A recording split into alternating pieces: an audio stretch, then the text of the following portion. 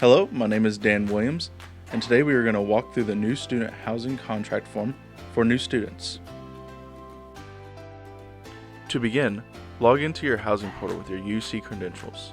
The housing portal will be linked in the description of this video. Click on Applications, the new student housing contract. The contract contains important information about housing, including links to the student handbook, highlighted policies to aid in a smooth transition to campus housing, and even the university's refund policy. Once you have read this contract, carefully sign the box stating that you agree with the policies, and then hit Continue.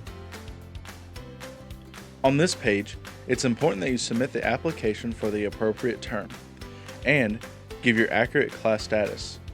Here, you also have questions to answer saying that you recognize the housing selection process, but there are also other questions that will help you complete your roommate profile based on activities, sleep schedules, and other information.